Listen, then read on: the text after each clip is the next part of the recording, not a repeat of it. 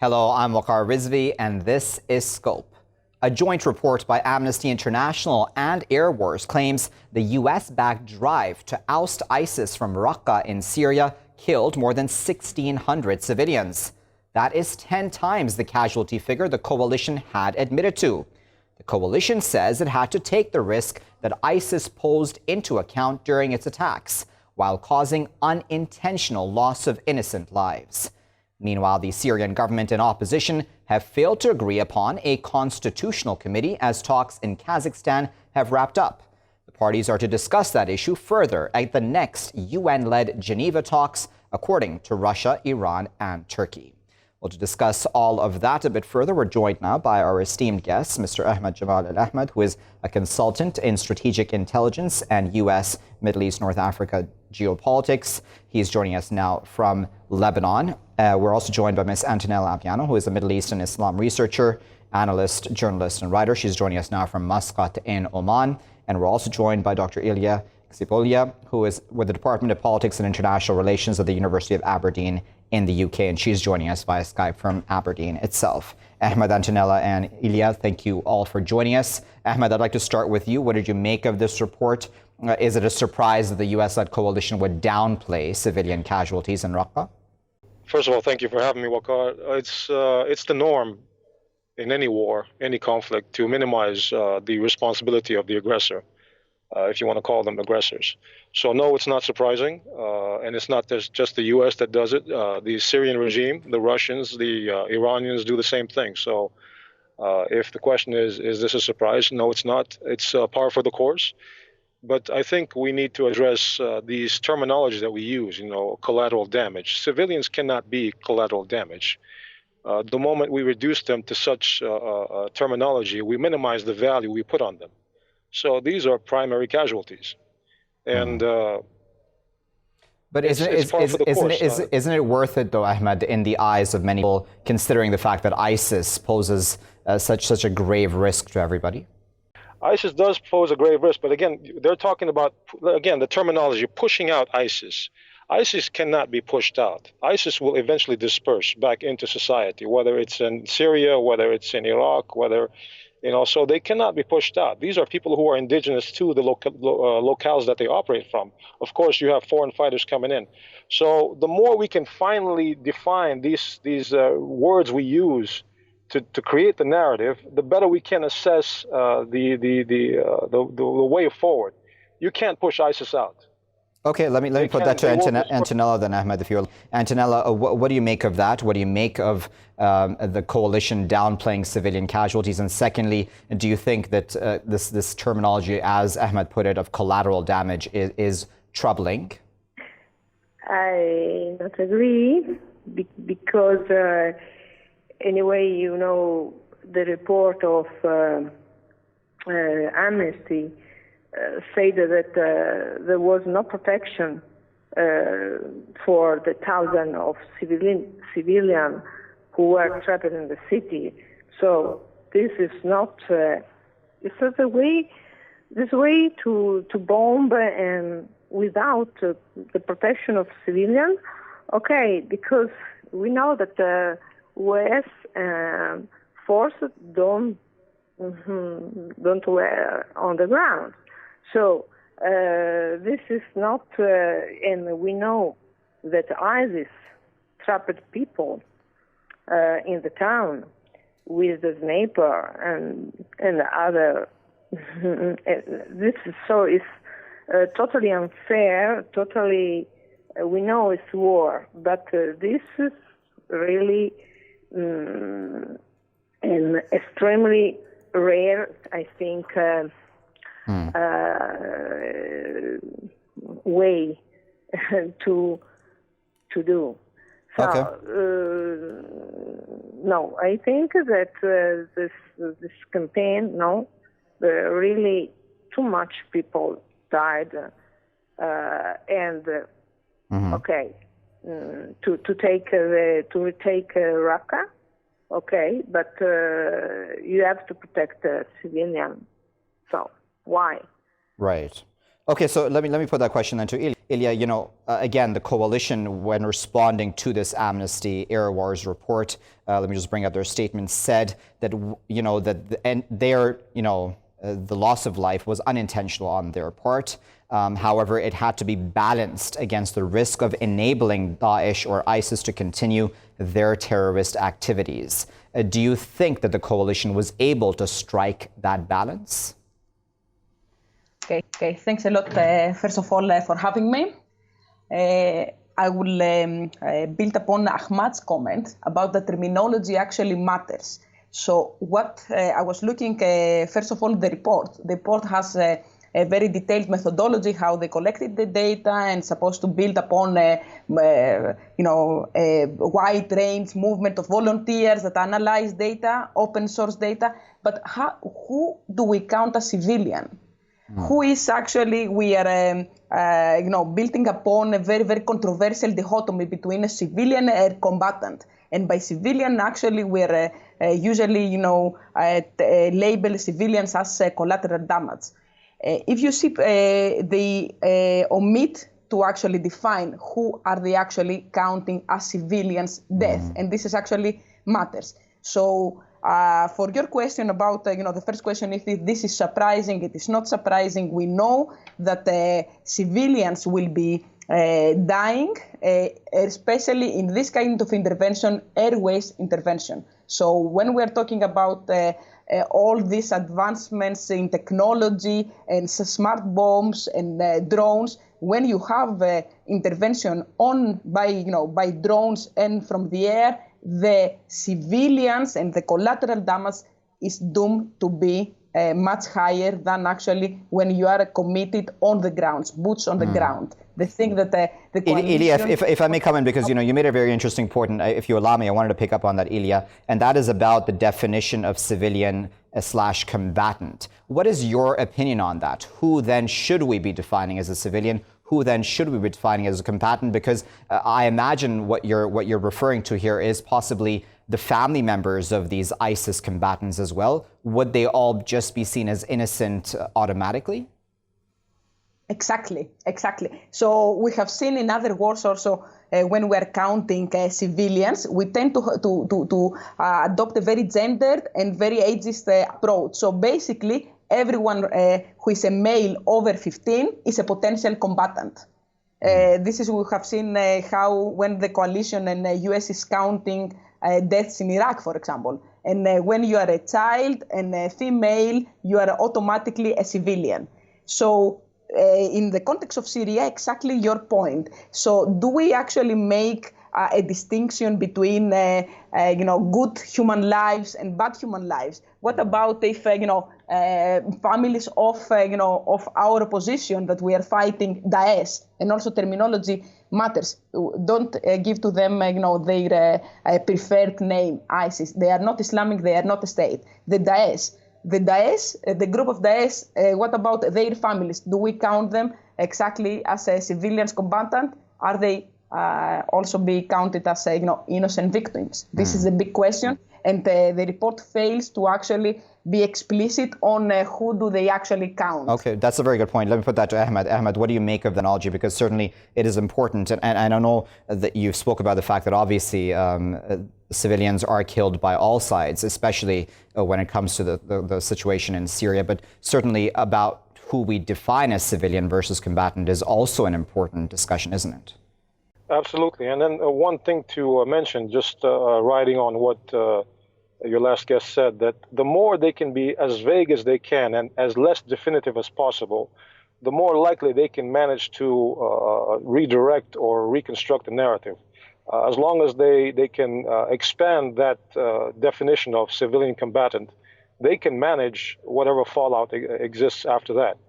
So again, like I said, the idea that you have a civilian combatant, to me, is preposterous. Soldiers are civilian combatants. If you look for the exact definition, soldiers in a regular standing army are civilian combatants. But the moment you apply a different connotation or different context to civilians who happen to be fighting, then you start expanding that, paradigm. The same thing with the use of the word terrorism. are a terrorist. So we have to be very careful how we define them, because it allows, again, let's be more specific here. The army, the military already has a threshold of acceptable civilian casualties. Anything above what they deem acceptable, they will try and manage or minimize. This is a given in every army. Syria does it. The Bashar Assad does it. It happened in the Iraq invasion. It happened all the way back to Vietnam. So it's nothing that is unusual. This is par for the course. Okay, Antonella, I wonder what you make of, because Antonella, I imagine some people may say that, listen, ISIS family members, at least some of them, may be very hardened extremists themselves, because they've grown up, at least the children possibly, in an atmosphere where they have very extreme views and can possibly carry out terrorist activities in the future. What is your take then on combatant versus civilian? But I really think that the coalition force raised Raqqa, but now they cannot raise the truth. So the coalition needs to be fully investigate about what went wrong at Raqqa and learn from those lessons, because it's necessary to prevent inflicting such terrible, tremendous suffering on civilian coast in future military operation. But I don't have hope, because this is the way to USA to combat. Because withdrawn and we know in Afghanistan, in Iraq, and this is not the right way. If you want to really come back, you have to go boot on the ground. This is my opinion. So because you can, I know it's guerrilla. I've been in Syria, so I've been a war reporter. So I know it's not easy because civilians are trapped. Are trapped in Raqqa. So it's normal that if you bomb with airstrike, you kill innocent. And this doesn't mean that Raqqa is destroyed. Yes, Raqqa is not the capital state of Islamic State, but we know that ISIS is still. The group of ISIS still are on the ground. So it's not, I really disagree with this kind of modern, yes, now we have a drone, blah, blah, blah, and et cetera, but this is what is suffering. The people suffer in this kind. So Antonella, I'm going to cut you off. I do apologize, because we have time now for a very break. Viewers, do stay with us. We're going to continue this conversation. We're going to bring in a bit more of the peace process, or at least alleged peace process, that is happening right now as well in the next half of this discussion. Stay with us for that, please. Viewers, thank you for staying with us here in Scope. We're going to continue the conversation. We're still joined by Ahmed and Ilia. We're going to take the conversation forward with them. Ilia, I wanted to ask you about what you make of the consequences of what happened, for example, in Raqqa, because according to all estimates, and obviously I haven't been on the ground there, but it has been razed, essentially. Is that how these sorts of situations should be dealt with? And what is the consequence of that? Does that mean that there are even more hardened, possibly ISIS combatants or future ISIS combatants out there because of these actions that took place in Raqqa? Thank you very much, Waqar. This is a very good question about the impact on, first of all, of these reports. The big irony on exposing these, atrocities, in quotes or without quotes, is that are they going to have, first of all, an impact on the policy of, the coalition? The coalition that actually, the irony is that they claim that they really care about civilians' lives, the well-being of the people. They are the ones actually that they are completely indiscriminate in their intervention. Are we going to see any change, any impact on, the public opinion of the US of how they would, they would conduct their intervention? I would be very cynical and I would say no. We have seen from the famous collateral damage video that WikiLeaks firstly exposed, few years ago. Nothing has changed. The big question exactly is if the US is really committed to an intervention on humanitarian grounds that should, aim at minimizing civilians' damages and, hurting their well-being, they have to commit boots on the ground. But Okay.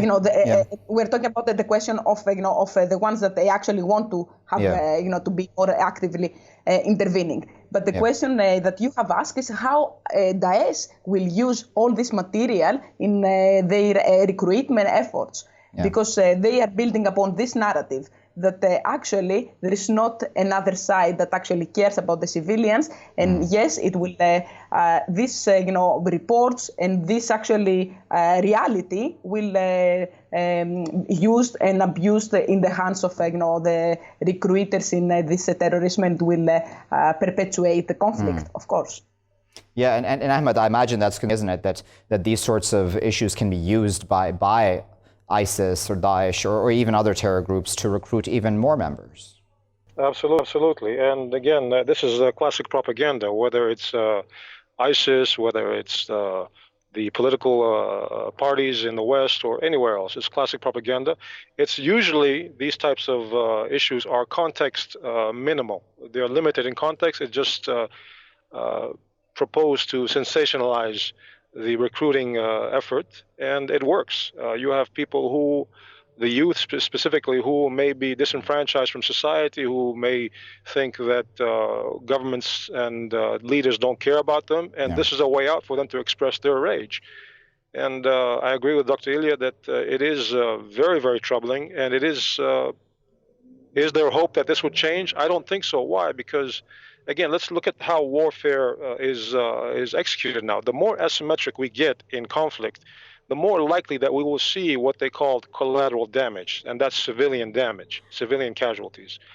Whereas when you have standing armies, regular warfare, you don't have that much collateral damage because you have the soldier using his personal judgment to assess a target. Whereas as asymmetrical as you go, the more likelihood of casualties gets larger, and then you'd have to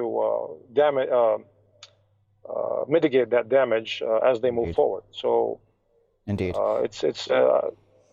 yeah. Okay, so Ilia, I wanted to change course just for a moment and look at what's happened in Kazakhstan with those talks that have been headed by Russia, Iran, and Turkey, a process which many people have said has been more successful than the UN-led process towards peace in Syria. Successful in the sense of a ceasefire that lasted for longer, at least, than the UN was able to bring in by itself in Syria. What do you make of what's happened in Kazakhstan? There is talk now of a constitutional committee. There wasn't an agreement on that in this specific round of talks, but Russia is saying that is still an open issue that can still be resolved.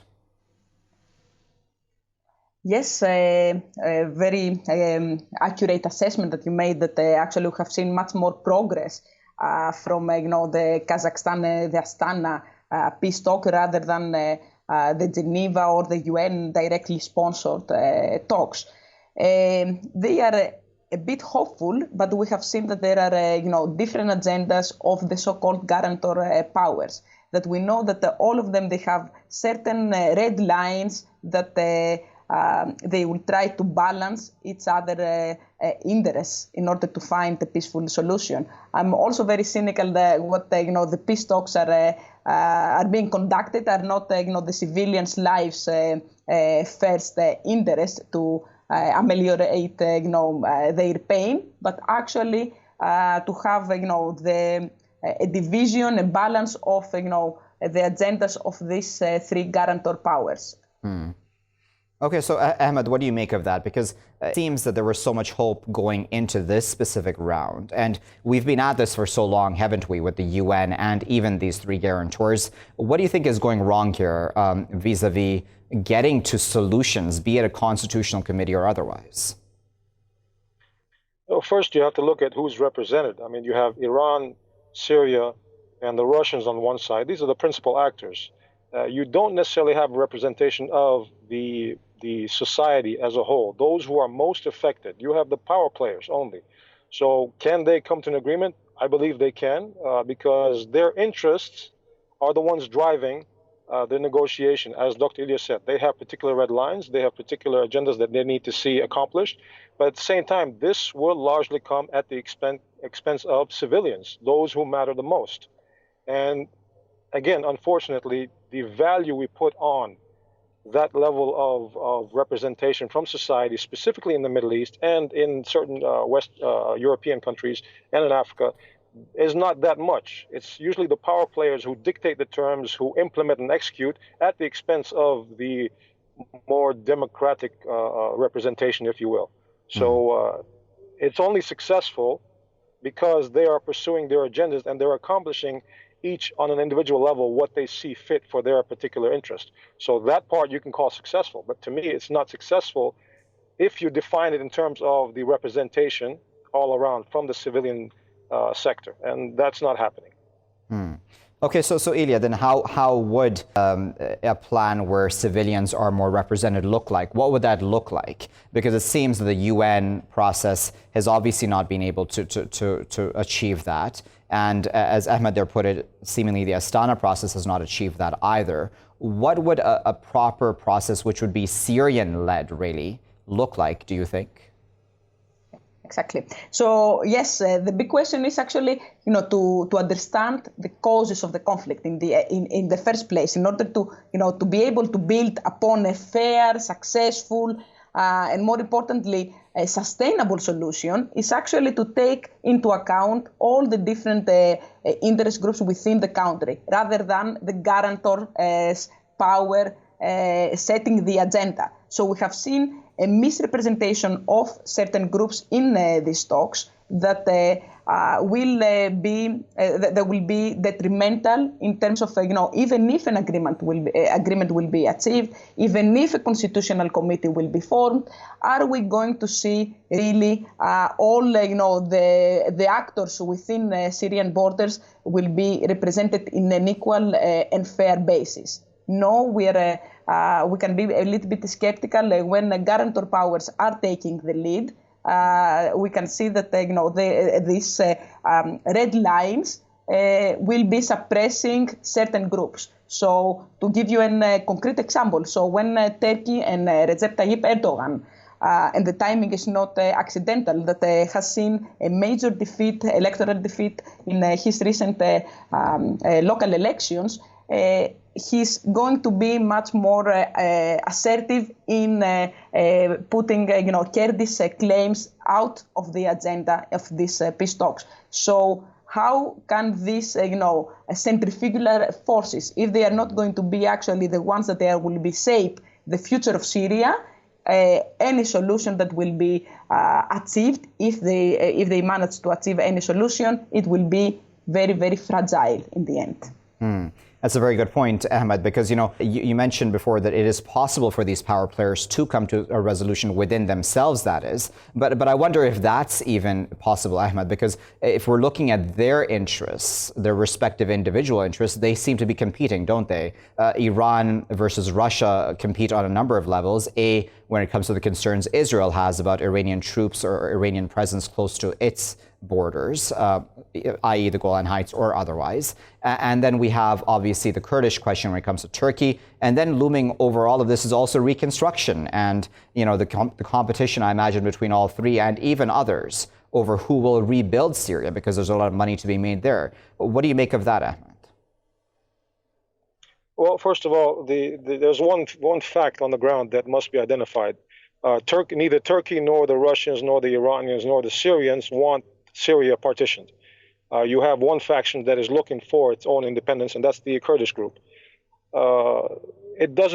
It is not in Turkey's interest to actually have Syria divided, because they need stability, they need security, and the only way they can guarantee that for the Turkish society and the Kurds within Turkey is to make sure that Syria is also stabilized politically, economically, and so forth and so on. The Kurds are the primary actors that don't have that interest. They want an independent state of their own. With regards to rebuilding Syria, let's say this: Russia does not have the financial economic capacity to actually do anything or to fund.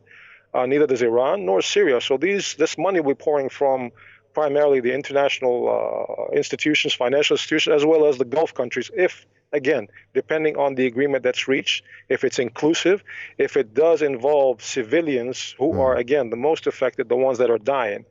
But it will come at the expense of these civilians. It will come at the expense of those who matter the most. It always does. And we shouldn't be surprised. We just have to keep pushing to make sure that the process is inclusive, however much difficult it is. These are challenges that we will continue to face decades from now. Very well. We'll leave there as a final word, but appreciate all of your insight, your time and analysis. That was Mr. Ahmed Jamal El-Ahmad, consultant in strategic intelligence and U.S., Middle East, North Africa geopolitics. He was speaking to us there from Lebanon. We were also joined earlier by Ms. Antonella Appiano, who is a Middle East and Islam researcher. She was speaking to us from Muscat in Oman. And finally, we were also joined by Dr. Ilia Xypolia, who is with the Department of Politics and International Relations at the University of Aberdeen in the UK. And she had been speaking to us by Skype from Aberdeen itself. And now, viewers, as Ahmed there put it at the end, this goes back to the issue of the civilians, doesn't it? As pointed out in this Amnesty International Air Wars report, it is civilians that continue to suffer, that have suffered in this fight against ISIS or Daesh, as Ilia there put it correctly as terminology. That's not the only issue, though, of course. There are, of course, many interests at play here by external players, be they even just between Iran, Russia, and Turkey. But there are other players in this game as well. What does this mean for Daesh recruitment going forward? What does this mean for rebuilding Syria? What does it mean for the Kurdish question, et cetera, et cetera? There are a lot of open questions here, and will they be able to be solved either through a UN-led process or through the Astana process? We'll keep a very close eye on that here in Scope. I'll be back, though, after a short break with our next segment. Stay tuned.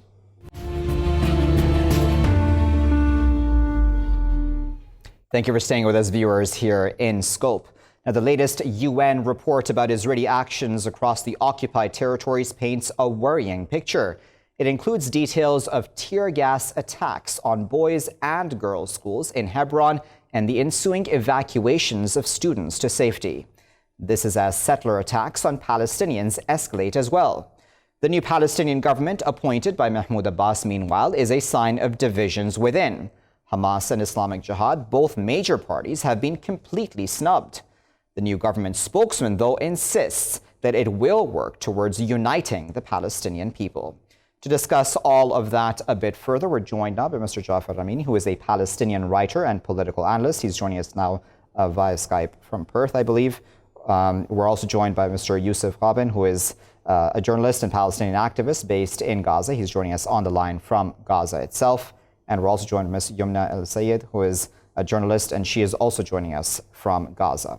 Youmna, Jafar, Yousef, thank you all for joining us. Jafar, I'd like to start with you, if I may. What did you make of this report and these attacks on these schools? That's worrying. It's certainly not the first time, but it is worrying, isn't it?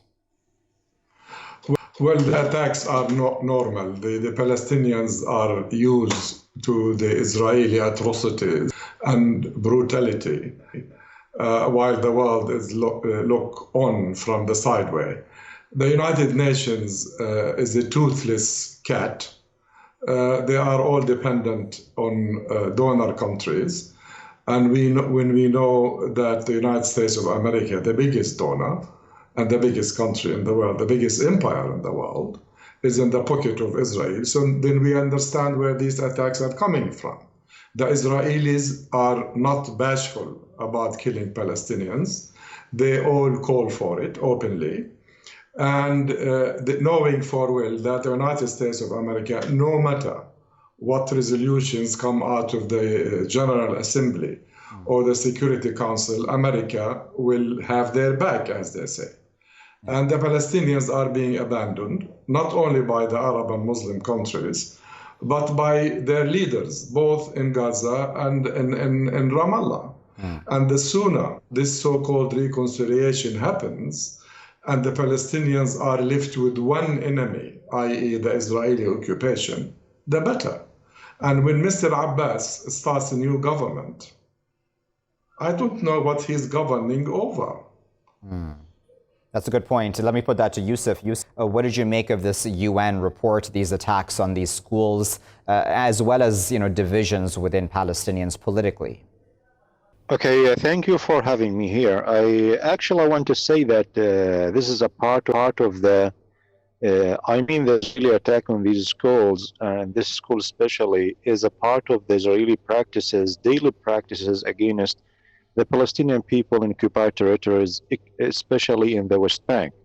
Israel tried to put these punitive measures against the Palestinian people in the occupied West Bank and also in Jerusalem to try to keep people away from even thinking to get their freedom or to do any kind of resistance, whether it was popular resistance or demonstrations, in order to demand their freedom and demand their rights.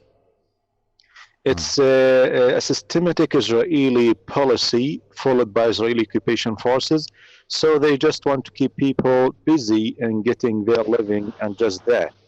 So when you attack the civilian people, when you attack these schools, when you attack the families and demolish homes, detain thousands in your prison, and even kill innocent people in checkpoints in every area in the West Bank and the Jerusalem, you try to control people with a fist of iron, so people just try to live and do not think in anything else. Because of that, I think the Palestinian Authority has reached to some sort of convincement that they will get nothing from the Israeli occupation. They have been involved in negotiation with Israeli occupation for 25 years, and of the last, the Israeli occupation gave the PA nothing. Because of that, the Palestinian Authority now is thinking about reuniting the Palestinian people and end this political division between Gaza and the West Bank and get a unity government. Okay. All right. So let me bring in Youmna for that. Youmna, what do you make of firstly, the continuing Israeli atrocities, be it on schools or be it even settler attacks on Palestinians, and then B, about the divisions within Palestinians? Well, the Israeli authorities have constantly and systematically, deliberately pursued their violations and human rights violations against the Palestinians, especially after the President Trump's move of relocating his embassy in the capital of Jerusalem and in an indirect way recognizing it as the capital of Israel. This move itself has given Israel the green light to go further with its violations and conflagrations against the Palestinian people. The Palestinian people in the West Bank and in the capital of Jerusalem are denied all their fundamental and basic rights. They are being held as and accused by a military law for any crime they commit. Not like other Israeli civilians or settlers that are used a human law to be accused for any of their violations. They do not have any person or a government to stand behind them. The PA is not powerful enough to take a stand towards all the violations that the Israeli authorities commit against the Palestinians.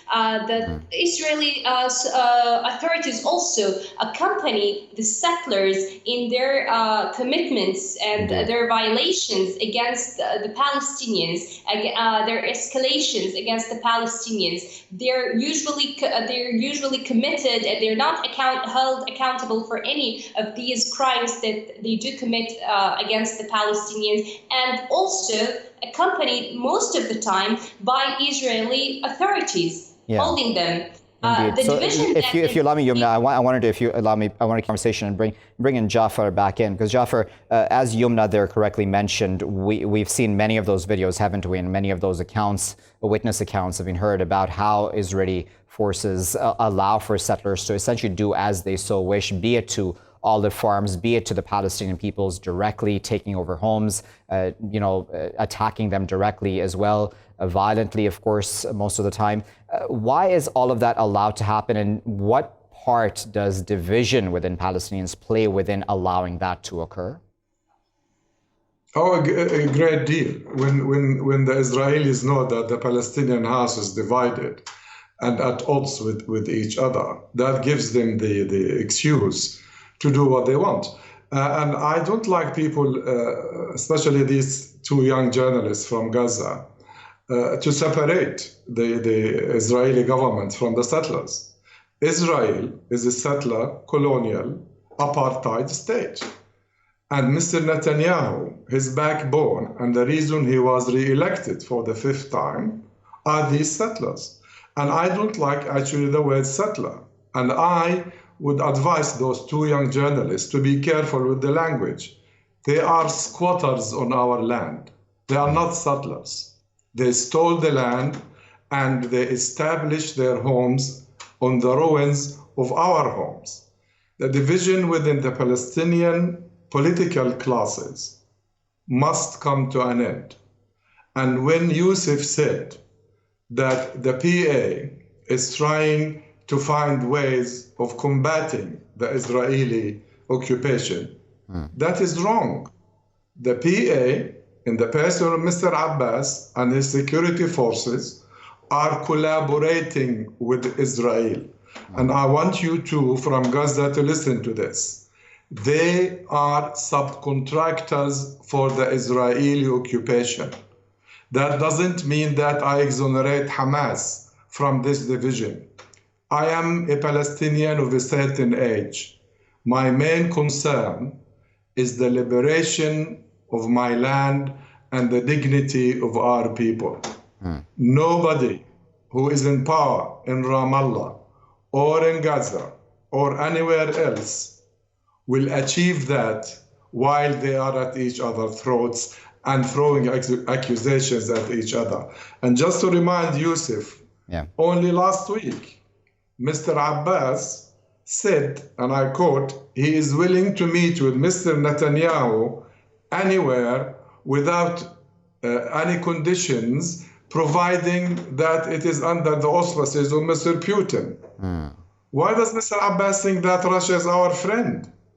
These people are in it for their own interests. We don't come into the equation. And I want to remind your viewers, if I may, Waqar, that 2 years ago, an Israeli soldier by the name of Elor Azaria shot dead at point blank range a Palestinian activist who was wounded, incapacitated on the ground. He shot him dead. And it wasn't for a bystander who took the video, nobody would have heard about it.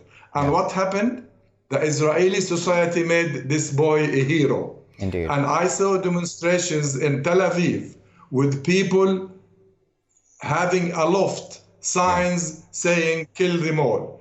If we don't know who our enemy is and whom we are dealing with, we can never advance. And that's a very good point you brought up there, Jafar. I wanted to get Yousef's thoughts on what you brought up there. Yousef, Jafar makes a very legitimate argument, doesn't he, Yousef, about the PA's actions and about recognizing for the Palestinian people, all of the Palestinian people, regardless of which party or lack of that they may sign on to, about recognizing the enemy and uniting.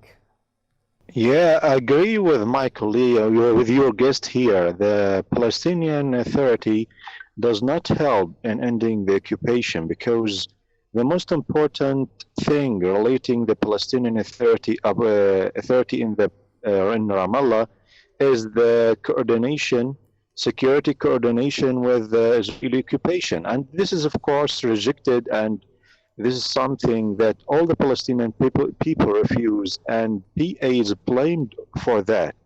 Okay, what I have said that the Palestinian Authority, even after getting nothing from being involved in negotiation with Israeli occupation, they continue security coordination, because everyone knows that the main job of the Palestinian Authority in the West Bank is this: security coordination. If they want to cancel it, they will get nothing. They will get not paid by Israel or by US or any other party, and they will not be admitted as the representative of the Palestinian people. Okay, so if I may, I wanted to bring in Youmna as well, if you allow me, Yousef. Now, I also not just, of course, target the PA, but I also want to talk about Hamas's role in all of this. You know, Hamas has complained about this government that has been formed right now, but what role does Hamas also play in the divisions between Palestinians?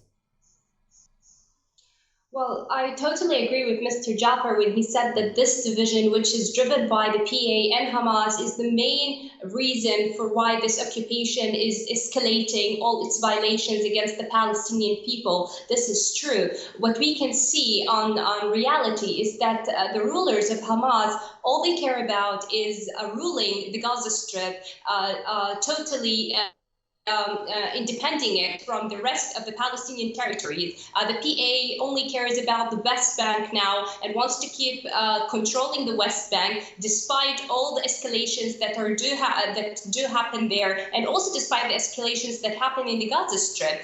Hamas is just controlling the Gaza Strip, trying to keep its power over the Gaza Strip, not believing in any reconciliation talks or efforts that are being made by the Egyptian mediators or any other mediators. They think that, yes, they do not want to give over the Gaza Strip because this is their power now. And this division that is happening itself is causing the most suffering and tragedy for the Palestinian people, because at the end, the Palestinian state, or what we believe as the Palestinian state, is being divided, mainly half in the West Bank and half in the Gaza Strip. With these people in the Gaza Strip are or the Hamas rulers, when they do find the escalation and it can be taken to other directions and talks with the occupation, they go through these talks, totally forgetting about the PA or the other part of the Palestinian state, which is the West Bank. And it's been like we have two parts of the Palestinian state. So if the Palestinian home itself is divided, how is it going to be internationally considered as one Palestinian state? Now, our problem is that we do have an Israeli state over our Palestinian lands, but we do not have we do have an Israeli state over the Palestinian lands,